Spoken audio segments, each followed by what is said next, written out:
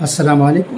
راشد سہارا روزنامے کا اداریہ پڑھتا ہوں، سنیے گا۔ عالمی برادری پر نگاہیں مرکوز۔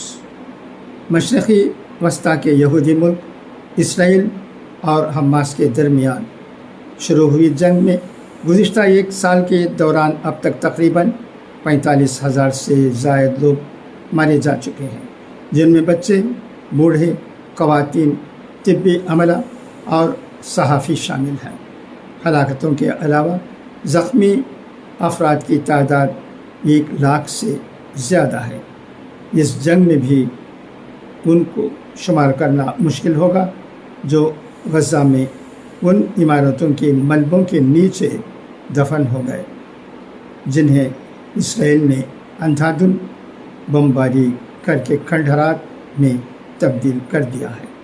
اس ہلاکت خیز جنگ کو 7 اکتوبر کو 1 سال مکمل ہو چکا ہے اور لڑائی دوسرے سال میں داخل ہو گئی ہے، لیکن اس کو روکنے کی تمام کوششیں ناکام ہوتی جا رہی ہیں۔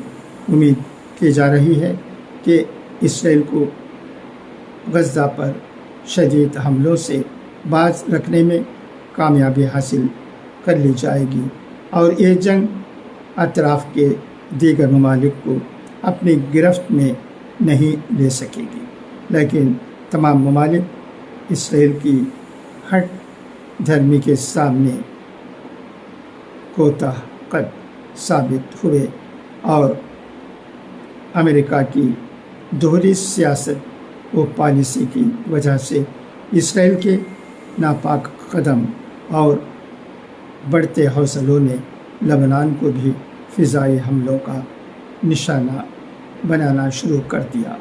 آج بیروت اور لبنان کے دیگر علاقوں میں اسرائیلی حملے پوری شدت سے جاری ہیں۔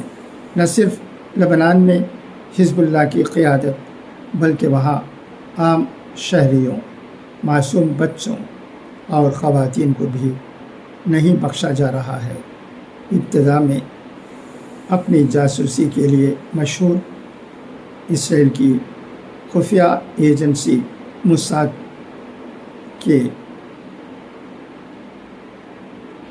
پیجر دھماکوں سے لبنان میں حزب اللہ کے حامیوں کو نشانہ بنایا گیا اور ہزاروں کارکنان کو شہید و زخمی کر دیا گیا۔ آج بھی اسرائیل نے لبنان میں اپنے نئے حملوں میں بیروت کے جنوبی نواحی علاقہ الزاہیہ میں حزب اللہ کے گڑھ کے علاوہ دارالحکومت کے قلب میں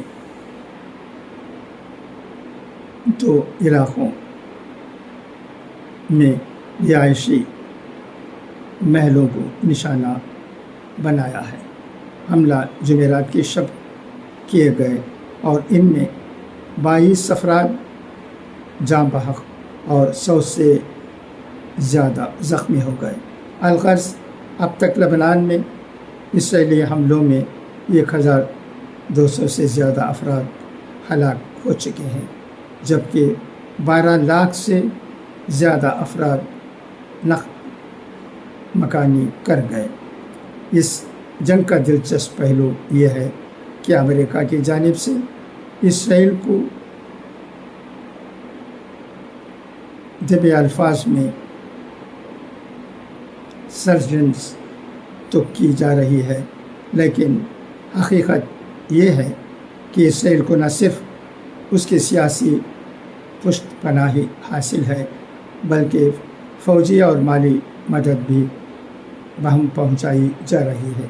وہیں دوسری طرف اسرائیل کے غزہ مخالف حملوں سے ہونے والے جانی اور مالی نقصانات کے خلاف امن میں یقین رکھنے والی حقوق انسانی کی تنظیموں اور عالمی ممالک کی جانب سے سخت احتجاج و مظاہروں کا سلسلہ بھی جاری ہے۔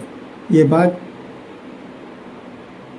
دیگر ہے کہ دنیا بھر کے لوگوں کے احتجاج اور مظاہرین کی آواز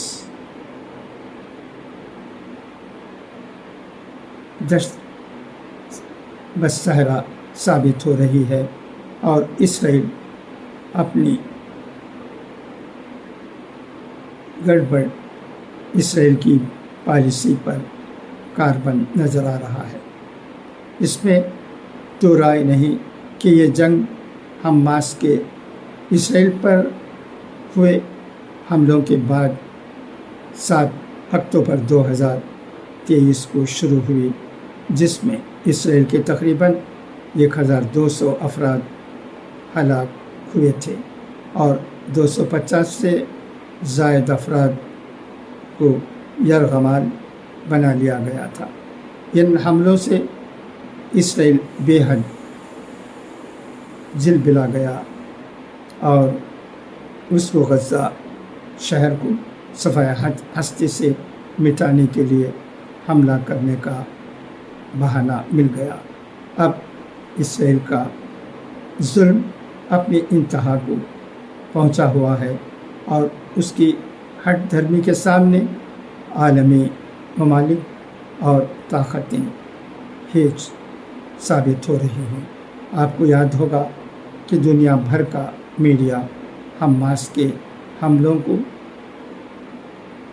ہائی لائٹ کر کے اس کے خلاف پروپیگنڈا کرنے میں کامیاب تو رہا، لیکن یہ بھی غلط نہیں کہ حماس کے حملوں کے شور میں اس حقیقت کی لو بھی مدھم پڑ گئی جس کی برسوں سے حفاظت کی جاتی رہی، اور اس کے تحت فلسطین اور اس کے لوگوں کے وجود کے تو آبائی اقوال زرین سماعت فرمائیں۔